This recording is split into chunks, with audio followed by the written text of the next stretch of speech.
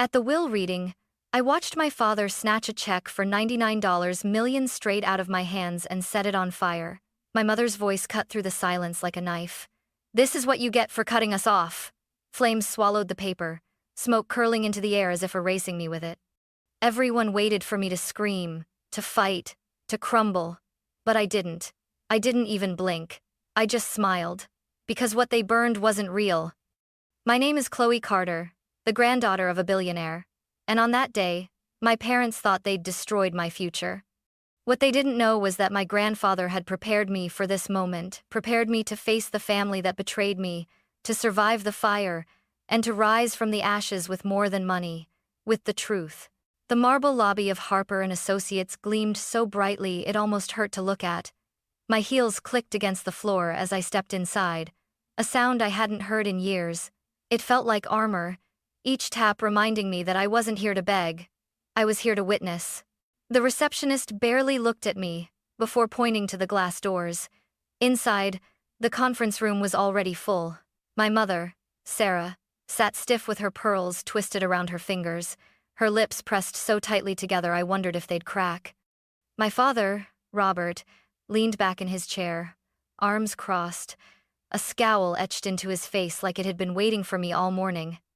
And Jacob, my older brother, lounged with his legs crossed, sunglasses pushed back on his head, like this was just another Sunday brunch.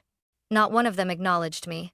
"Miss Carter," said William Harper, the family lawyer, standing at the head of the long mahogany table. His voice was calm, professional, but his eyes carried weight. "Thank you for joining us. We're here today to fulfill the last wishes of your grandfather, Henry Carter." I took the last seat, as always, quiet and deliberate. The scent of lemon polish and old leather clung to the air. My hands rested in my lap, steady, even though my pulse thudded in my throat. Mr. Harper cleared his throat and began. "To Jacob Carter," he read, unfolding a crisp page. "Your grandfather leaves the Jackson Hole cabin and his 1959 Gibson guitar." Jacob's smirk faltered for just a moment. "That's it?" he muttered. Mr. Harper didn't respond. He continued smoothly. "To Robert and Sarah Carter, his son and daughter-in-law, he leaves the heirloom grandfather clock, his vinyl collection, and a charitable donation of $10,000 made in your names." The silence cracked. My mother gasped, choking on disbelief. "Excuse me? That's absurd." My father barked out a bitter laugh. "A joke. This has to be a joke." I stared at the polished table, letting their outrage wash over me like static. Then Mr. Harper's eyes met mine. "And to Chloe Carter," he said slowly, his tone deliberate. "He leaves his entire financial estate totaling $99 million. The room went silent. For one suspended heartbeat, I swore I could hear the hum of the overhead lights. "What?" my father snapped, lurching forward. "You heard me," Mr. Harper said firmly. "This was notarized 3 months ago. The decision was deliberate." And my mother's face twisted, veins standing out at her temples. "She hasn't spoken to us in years. She abandoned this family. She doesn't get to walk back in here like some martyr and collect a fortune." I lifted my chin, finally speaking. "I didn't walk back in. I was invited." Jacob scoffed, leaning back in his chair. "Grandpa just felt sorry for you, Chloe. Poor little Chloe who couldn't keep up." But then Harper slid a sealed brown envelope across the table toward me. The wax stamp still bore the crest my grandfather had carved with his own hands. "For you," he said quietly. His last words were clear. She stayed silent, and she stayed strong. She was never forgotten. I reached out, my fingers brushing the seal just as my father's hand shot across the table. My father's fingers clamped around the envelope before mine could even close. His grip was iron, veins bulging, as if the paper itself had personally betrayed him. "Robert," Mr. Harper warned, voice sharp, "that belongs to Chloe." But my father was already tearing it open, his movements savage, like a predator gutting prey. The check slid free, a crisp rectangle of ink and promise. His face twisted as he held it up, shaking it in the air like evidence of a crime. $99 million? His voice cracked, too loud for the room. "This is insanity. This girl doesn't deserve a cent." I stayed still, my nails digging crescents into my palms. My mother lunged forward next, snatching the folded letter that had been tucked inside. She unfolded it with shaking hands, eyes scanning the words. Her lip curled. For the one who stayed silent, and stayed strong. She spat the words like venom. Then she ripped the letter clean in half. Silent? Strong? She was ungrateful. Always ungrateful. "Give that back," I said, my voice low, even. But my mother only laughed, bitter and sharp. "Oh, listen to her. Calm, collected, like she's above us." She tore the letter again, then again, until the pieces were nothing but confetti scattered across the table. Jacob leaned back in his chair, arms crossed, watching the chaos like it was dinner theater. "You've always loved playing the victim, Chloe. Guess it finally paid off." I turned my eyes on him, steady, unblinking. "Guess you'll have to live with scraps of a guitar while I walk out with the future." His smirk faltered. "Enough!" my father roared, slamming the check down onto the table. His hand dove into the inside pocket of his jacket, pulling out a silver lighter. The click echoed like a gunshot. "Dad!" I snapped, rising to my feet. "You don't get to buy your way back into this family?" he shouted, flicking the wheel. The flame hissed alive, hungry. "You left us, Chloe. You left us long before your grandfather died." "Robert, don't you dare," Mr. Harper began, standing. But it was too late. My father pressed the flame to the edge of the check. The paper curled instantly, black veins racing across the surface as fire devoured ink and promises alike. My mother's lips curved into a cruel smile as ash flaked into the crystal ashtray. "This," she said, folding her arms, "is what happens when you betray your family." I didn't move. I didn't speak. I just watched the smoke trail upward, twisting like incense at a funeral. And then I smiled. Because what they were burning wasn't what they thought it was. The flame caught the edge of the check with a hiss so sharp it cut through the silence. My eyes locked on the paper as it curled in my father's grip, corners folding inward like petals burning off a flower. Smoke rose in delicate spirals, almost beautiful if it weren't consuming $99 million. "Stop!" Mr. Harper shouted, reaching across the table. But my father jerked his arm back like a madman, his knuckles white as he held the burning paper higher. "This money doesn't belong to her," he bellowed. "She walked away from this family, and now she thinks she can walk back in and take everything? Not while I'm alive." "Robert!" my mother cried, but not in protest. She was smiling, her voice thick with satisfaction. "Burn it all. Let her see what happens when you spit on your bloodline." Ash rained down into the glass tray, black flakes falling like dead snow. The smell was acrid, bitter, choking the air. I stood frozen, every nerve in my body screaming to lunge forward, to save the check, to prove that I belonged. But I didn't move, because I knew better. My hands curled at my sides. My pulse thundered in my ears, but my face stayed calm, almost serene. "You think fire erases truth?" I whispered. My father slammed the charred remains into the tray, his chest heaving. "Now we're even." His voice was hoarse, raw, full of a rage that had no place to go. My mother leaned back, folding her arms. "You'll never win against us, Chloe. Money can't rewrite the past. You abandoned us when your father was sick. You abandoned us when we needed you most." Jacob chuckled darkly. "She's not even fighting back. Look at her standing there like a statue. Did Grandpa teach you that too, Chloe? To play weak until you got your payday?" I finally lifted my eyes to him. "No," I said softly. "He taught me that silence can cut deeper than screaming." The room went quiet again, the kind of silence that feels alive, heavy with words no one dares to say. Inside, my chest burned hotter than the flame that had just eaten the check. Anger, betrayal.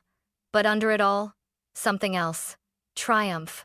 Because what they had turned to ash wasn't real. What they destroyed was a decoy, a blank my grandfather had left behind for me to place in that envelope, knowing exactly what they would do. He knew they'd want to ruin something.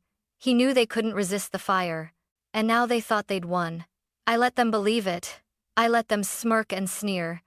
Let them mistake my silence for defeat.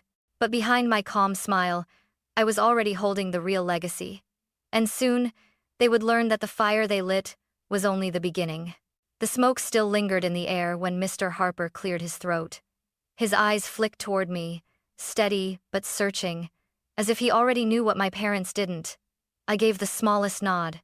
He said nothing, but his silence was its own kind of shield. My parents thought they had ended it, reduced my inheritance to ash, but I felt the weight of a different envelope in my coat pocket, the one my grandfather had pressed into my hands 2 months before he died. His grip had been frail, his voice quiet, but his eyes still burned with the fire of a man who had built an empire from nothing. "They'll try to destroy what they can't control," he had whispered, leaning close. "So I'll give them something to burn. Let them have their victory. What matters will already be safe." I'd laughed nervously back then, thinking it was just paranoia, but as I watched the last ember fade into cold ash, I finally understood. The letter he gave me had been sealed in wax, his family crest stamped deep into the surface. I had opened it the night before the will reading, my heart racing as if I were already trespassing into forbidden territory. "Chloe," the note began in his familiar looping script, "if you are reading this, then I am gone, and the family I once trusted is circling like wolves. The check you'll be given is not the real gift, it is bait. They will burn it, and they will think they've destroyed you, but the truth is already beyond their reach." I could still see his handwriting, shaky but deliberate. "The real legacy has been secured, wired to a trust in your name, protected by those I trust outside this family. When the fire rises, do not panic. Smile. That will be your victory." So I had smiled. Not out of courage, not out of defiance, but because the moment my parents lit that paper, I knew they had played right into his plan. I pressed a hand against my coat pocket, feeling the crinkle of the second envelope thicker, heavier. Inside was a key engraved with the word trillium. My grandfather had given it to me with no explanation other than, "One day, you'll need this word more than air." Now, it pulsed in my memory like a heartbeat. Jacob leaned forward, smirking at the ashes. "Well, Chloe? Cat got your tongue? Or are you just realizing you're not as special as you thought?" I turned to him, my smile steady. "No, Jacob. I'm realizing you're exactly as predictable as Grandpa said you were." Confusion flickered across his face, but I didn't elaborate. Let him stew. Because soon, very soon, the truth would burn brighter than any flame they could conjure. The next morning, the marble echoes of the law office were replaced by the hushed stillness of the Langford Private Bank. The building looked ordinary from the outside, red brick, iron gates, ivy, creeping up the walls, but inside, it was fortress-like. Thick carpets swallowed sound, and the air smelled faintly of cedar and ink. "Miss Carter," the clerk at the front desk said after scanning my ID. Her tone softened once she read the file. "You're here for box 12. Mr. Adams is expecting you." Mr. Adams, my grandfather's old confidant. He was waiting by the elevator, silver hair combed neatly, his posture as straight as it had been decades ago. "Chloe," he greeted me with a small nod, his voice measured. "Henry prepared this long before his passing. Follow me." We descended in silence, the elevator groaning as if it carried the weight of secrets. My palms dampened, not with fear, but with anticipation. Grandpa had trusted this man. That alone steadied me. The vault opened with a mechanical hiss, the cold air brushing against my face. The room stretched before me, lined with metal drawers, each marked with discrete numbers. Mr. Adams guided me to one. "Box 12, he said, placing a small brass key into my palm. The word trillium was etched faintly along its side. I swallowed hard. "He gave me this word months ago." Mr. Adams simply nodded. "Then, he trusted you to be ready." The lock turned smoothly. The drawer slid out with a heavy metallic sigh. Inside rested a fireproof envelope sealed in red wax, a small black velvet pouch, and a thick file bound with a crimson ribbon. My hands trembled as I reached for the envelope first. The wax bore the same carved crest, the Carter stallion, proud and fierce. I broke the seal carefully, unfolding a crisp sheet of paper. "Chloe," it read, "if you are standing in this vault, it means they burned the false gift as I knew they would. The check within this envelope is the real $199 million, signed and secured. But money is not the legacy. Look deeper." I pulled out the check. Its weight surprised me, thicker than normal, the ink bold, my grandfather's looping signature unmistakable. My breath hitched, but I forced my hands steady. Next, I opened the velvet pouch. A flash drive slid into my palm, smooth and cold. I didn't wait. Mr. Adams led me to a small private booth with a laptop waiting. My fingers shook as I connected the drive. The screen flickered, and then there he was. Grandpa, sitting in his old study, shelves of leather-bound books behind him, the dusty lamp I used to hide under as a child glowing faintly to the side. If you're watching this, Chloe, his voice filled the room, soft but unwavering, then I'm gone. And if I'm right, they've already shown you what they're capable of. But you are the one I trust. This legacy isn't about wealth. It's about power, control, and survival. And now, it's in your hands. I pressed my hand over my mouth, my chest tight with something that wasn't grief, wasn't relief, but a storm of both. For the first time since the fire, I felt the truth settling inside me. My grandfather hadn't just left me money. He had left me a weapon. 2 nights after the vault, I found Jacob waiting outside my apartment building. His black BMW idled at the curb, headlights cutting through the misty dusk. He leaned against the hood, arms crossed, posture relaxed, but his jaw tightened when he saw me. "Chloe," he called, voice smooth but strained. "We need to talk." I almost walked past him, but something in his tone, half command, half plea, made me stop. "Talk?" I echoed. "About what? The ashes you're still sweeping off Dad's shoes?" He flinched, just for a second, then smirked. "You've always had that sharp tongue. Grandpa probably loved that. But let's be real, this can't all be yours. 99 million? You'll drown in it. Split it with us. With me." I laughed, low and bitter. "So this isn't about family. It's about survival for you."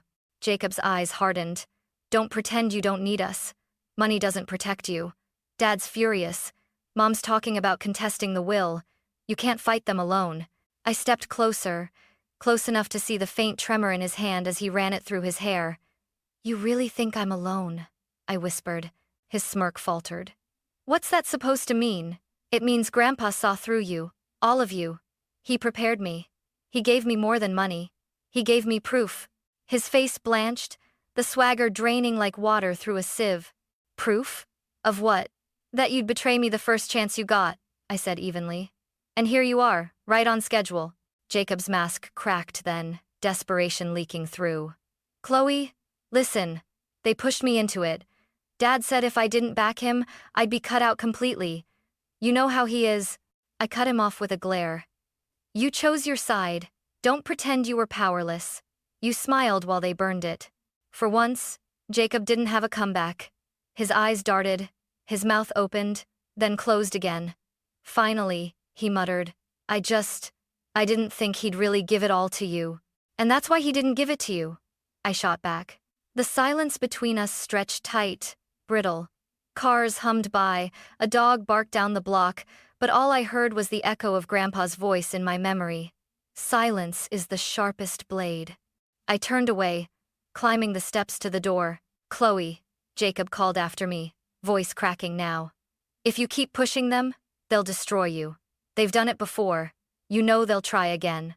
I paused, my hand on the doorknob, then glanced back at him. My smile was thin, sharp as glass. "Let them try," I said. Then I closed the door behind me, leaving him in the mist with nothing but his fading bravado.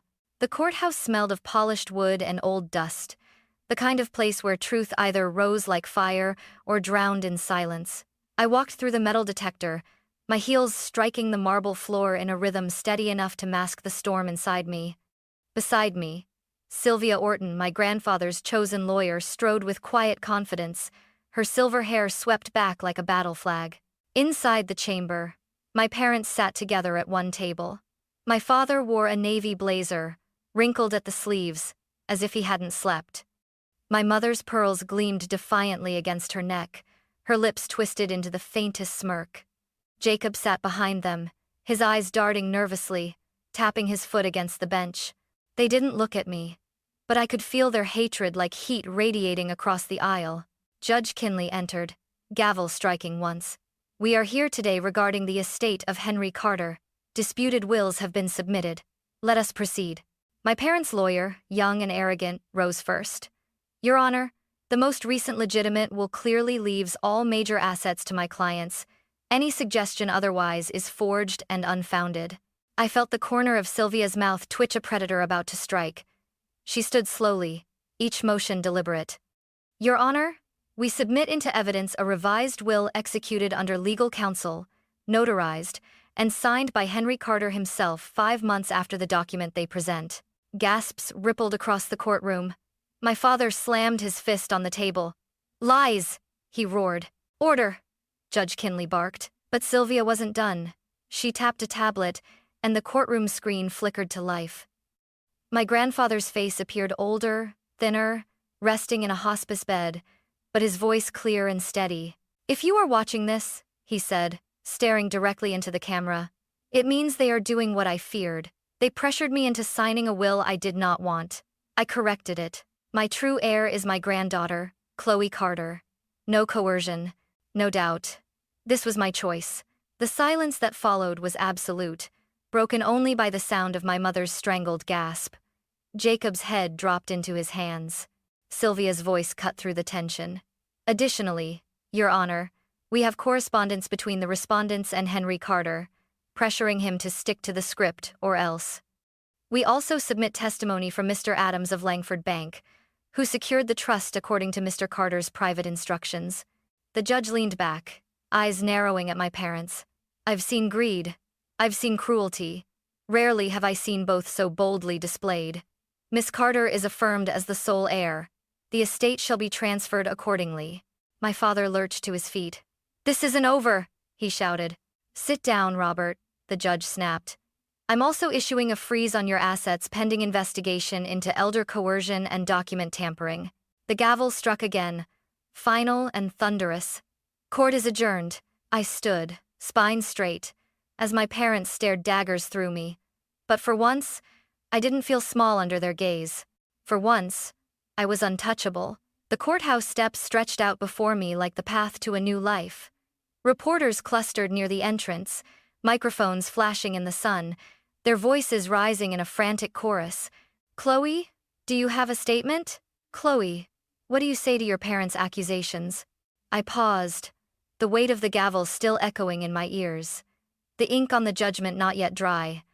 My reflection in the glass doors had looked the same when I walked in, but now I carried something else. Power. Peace. I stepped up to the microphones. My voice was calm, even steady. They already said everything when they set fire to the only love that ever saw me. I have nothing else to add. The reporters shouted more questions, but I walked away, my heels striking sharp against the stone. Behind me, my parents stumbled from the courthouse. My father barked into his phone, already desperate, already defeated. My mother's pearls hung askew, her face pale with shock. Jacob trailed after them, silent, eyes fixed on the ground. For once, none of them looked victorious.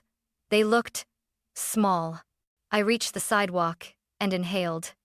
The city buzzed as it always had, cars honking, strangers rushing past, but it felt different now, as if the world itself had shifted. In my bag, the real envelope rested legal documents, the trust papers, my grandfather's final video still saved on the flash drive. But the most valuable thing wasn't the money or the papers, it was his words. Silence is the sharpest blade. That silence had carried me through the fire. It had outlasted their rage. And now, it had delivered me here, to freedom. That night, I sat in my apartment, the city lights flickering against the window. I unwrapped the old scarf my grandfather had given me when I was 10, still faintly smelling of cedar.